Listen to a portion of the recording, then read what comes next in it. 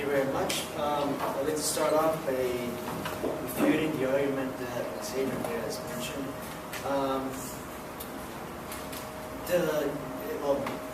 As we know, China does have a permanent seat in the UN Council.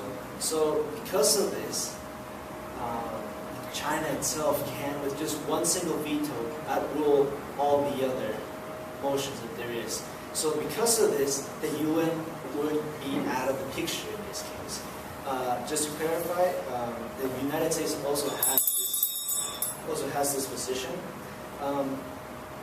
Not to mention, the United States does have the right to punish China, mainly for the reason that you can take World War II as an example.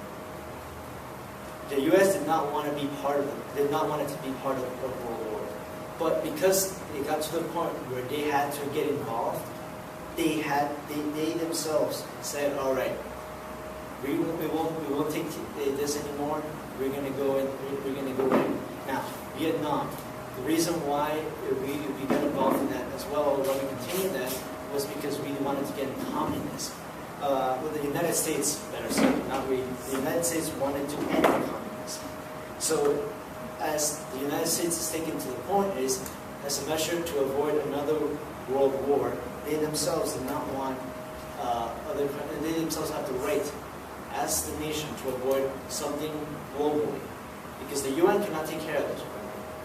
As the nation, the U.S. has the right to get involved and punish the abuse that there is in China. I have nothing else to say. Thank you very much.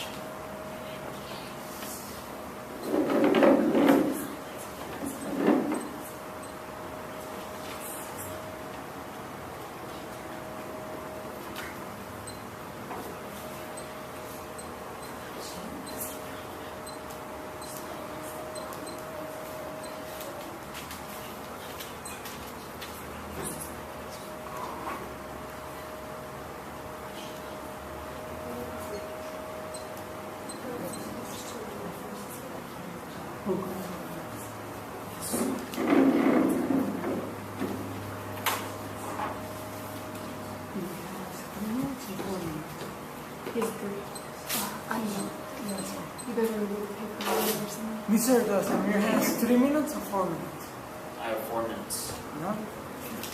Amir has 3 minutes. No, I'm sorry. He has 2 actually. No, I have 4. Oh, I'm sorry, Amir. I thought this was rebuttal. My apologies. He has 4 minutes. Okay, so I would like to begin by saying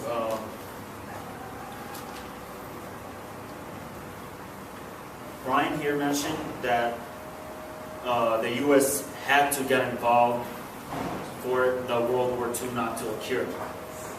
Why did they have to? Who are they? Are they the world's fathers? Why do we need the USA to watch our backs every now and then? Why do we need the USA to tell us this is wrong, this is right? I'm not saying that we shouldn't have moral standards on which to live by. We all need rules. We all need morals. We all need ethics to live a proper life. So my proposal for that is, if it's not the U.S., then in this case, the Chinese people themselves should stand up for their abuse of rights. If the Chinese government denies their rights, then the Chinese should try to stand up themselves. If that does not work, then the UN should get involved. For example, when the UN got involved with Yugoslavia, the unrest diminished, the conflicts diminished, and they made it a better place where rights weren't that abused. Thank you.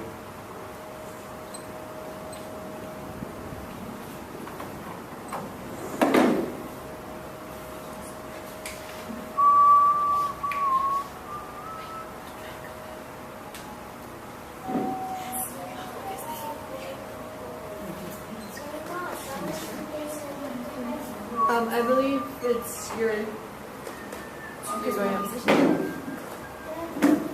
3 minutes? 2 minutes.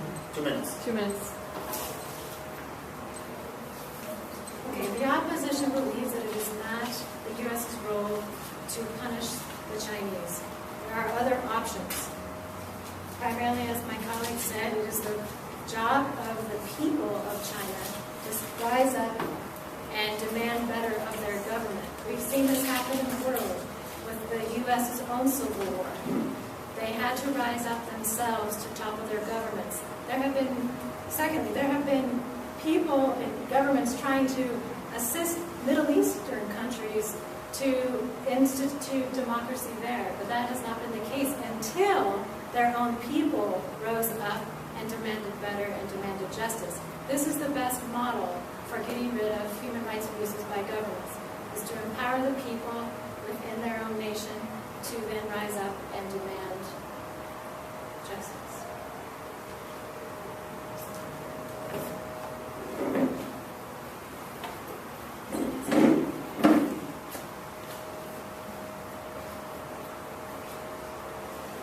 So, in summary, we're debating a pretty big issue here. And it comes down to this. Should the USA punish China?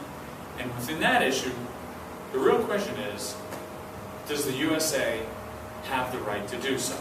Because it doesn't seem to be argued by anyone present here today that China has, in fact, committed some horrific abuses. And the question is, who then punishes China? The opposition has offered us two solutions. One is the United Nations. The United Nations cannot punish China. It is an impossibility because the Chinese elite government, these I don't know how many billion Chinese, are ruled by a very small elite sliver of the Communist Party. Those members who hold seats on the UN Security Council have the power to veto. So any measure aimed at punishing them, they can automatically veto. The United Nations is not a solution. That is illogical. The second solution offered by the opposition is that the Chinese people themselves should rise up. This is a wonderful romantic fairy tale.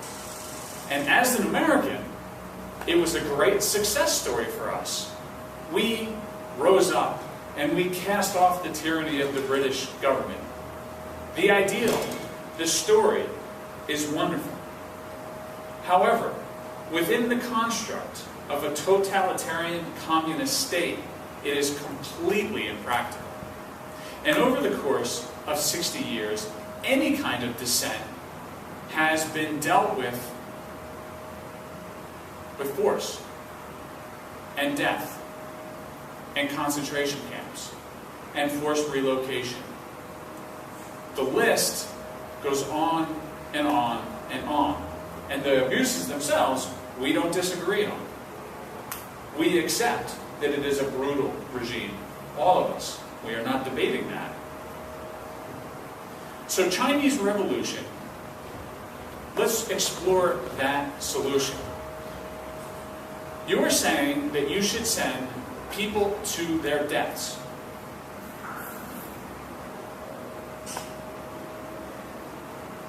Groups could mediate, like Mauricio, for example. Yeah, yes. 2 minutos. Groups could mediate on behalf of the powerless, unarmed Chinese people. You have 1 minute left. Okay, thank you. But that's completely unnecessary. The United States is capable of intervening without causing bloodshed. And I think in the case of the Balkans, which was a U.S. and NATO joint effort, bloodshed was avoided. And in places like Africa, where the United States is not involved, the people are not freeing themselves from tyranny. They are not protecting themselves from horrific regimes. They are dying. Simply put. I rest my case. Thank you very much.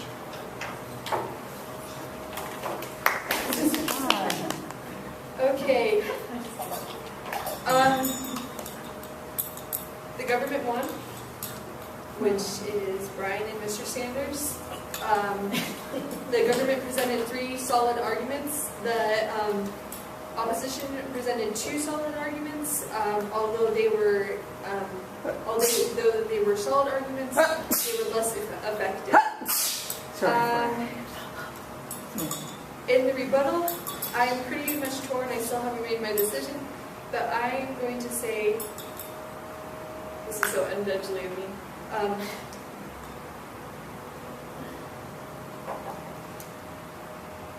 I was torn smack dab in the middle. What would you say? I think you've already ruled it. Maybe. You can't really talk about it. There's a point scale that I don't use that can be used, and it does allow for ties. Okay. Well, in the rebuttal, you guys presented ties. Constructive criticism for you guys. You presented, you tended to present a lot of claims, flurry of correct claims, maybe 1 or 2 facts of data, and little words. Brian, you did, you had a similar flaw, although you solidified your arguments pretty well.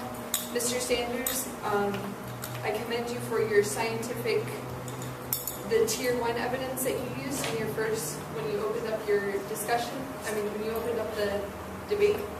And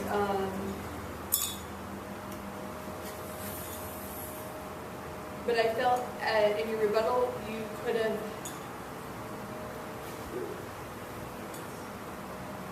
what's the word for it? Not sucked. Incohesive.